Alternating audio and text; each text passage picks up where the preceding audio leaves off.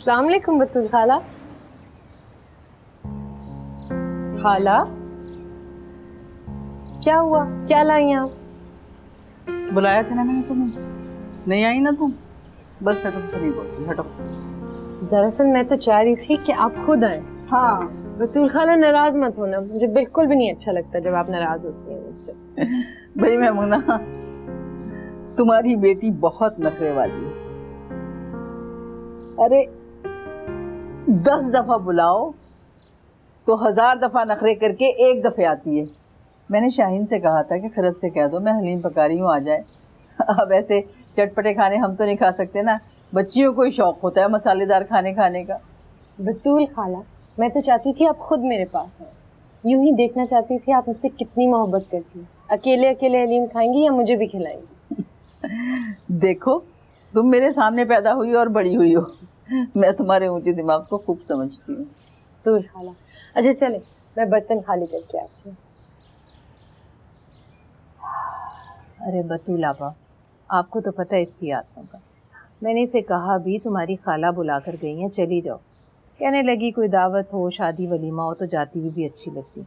अब क्या मैं सिर्फ हलीम खाने चली जाऊं? भाई तुम्हारी बेटी है ना, अपनी नाक ऊंची रखती है।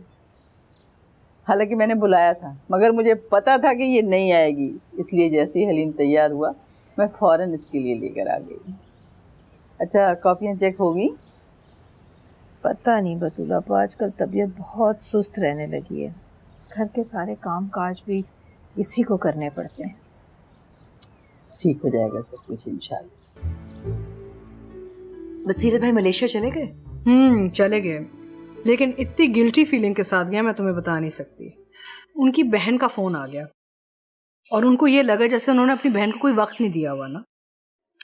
मैंने उनसे कहा कि आप और आपका बेटा घर को तो वक्त दे नहीं सकते तो दूसरों को क्या देंगे, but you think he understood. तो तुम भी तो इतनी बिजी रहती हो फरीदा। अगर टिपिकल हाउसवाइफ की तरह घर में रहती ना तो पूरा दिन ये सोच रही होती मेरा मियाँ कब घर आएगा, मेरा बच्चा कब घर आएगा। आपा ने पैसे तो नहीं मांगे? नहीं, पैसे नहीं मांगती। बसीरत ने 2-3 मरतबा कोशिश की है मदद करने की, लेकिन वो बिल्कुल मना कर देते हैं। फिर भी तुम्हें चेक तो रखना चाहिए। ये जो बहनें होती हैं ना, ये कभी कभी बहुत मैनिपुलेट करती हैं भाइयों को, और वो उनकी मोहब्बत में अपने बच्चों तक को भूल जाते हैं, इग्नोर कर देते हैं। यार ऐसी कोई बात नहीं है, बहन है उनकी, अगर फाइनेंशियली हेल्प कर भी देते हैं तो उसमें कोई मसला तो नहीं है, मुझे कोई फर्क नहीं पड़ता। सारा दफ्तर से नहीं आई अभी तक? एक्चुअली आई थिंक वो काम से निकल कर गई है स्विमिंग करने के लिए। आती ही होगी। आती ही होगी, लेकिन आ चुकी है। कैसी हो? बस सब खैरियत? सब खैरियत तो है ही, लेकिन आपके परफेक्शनिस्ट बेटे ने मुझे पागल करके रख दिया। हर चीज में उसको परफेक्शन चाहिए होती है।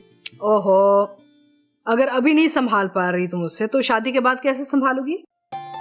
कर लूंगी गुजारा फरीदा आंटी। मुझे तो उसी दिन का इंतजार है जब सारा और अशर की शादी होगी और हम दोनों बहनों का रिश्ता और पक्का हो जाएगा। और मुझे भी उस दिन का इंतजार है जिस दिन सारा मेरी बहू बन के घर आएगी। क्या फरीदा आंटी, सिर्फ आप और मम्मी ये बातें मुझसे करते रहते हैं।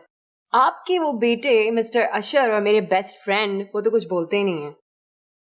बोलेगा, बिल्कुल बोलेगा। तुम तो जानती हो वो तुम्हें कितना चाहता है। Give him some time. अच्छा, मैं चेंज करके आती हूँ, अभी आता हूँ।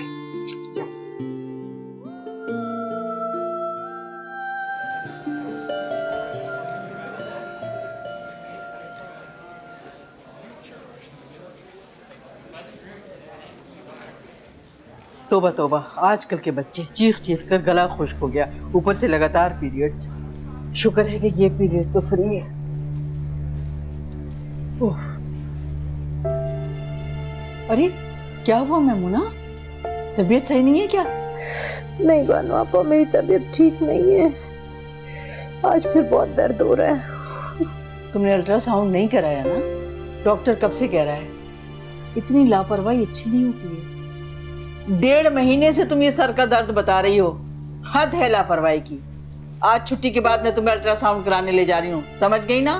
कोई बहाना नहीं चलेगा। अरे क्या ज्यादा तबीयत खराब हो रही है? बताओ, बहुत दर्द है? उठो उठो, फिर चलो मेरे साथ। उठाओ अपना बैग, मैं बता देती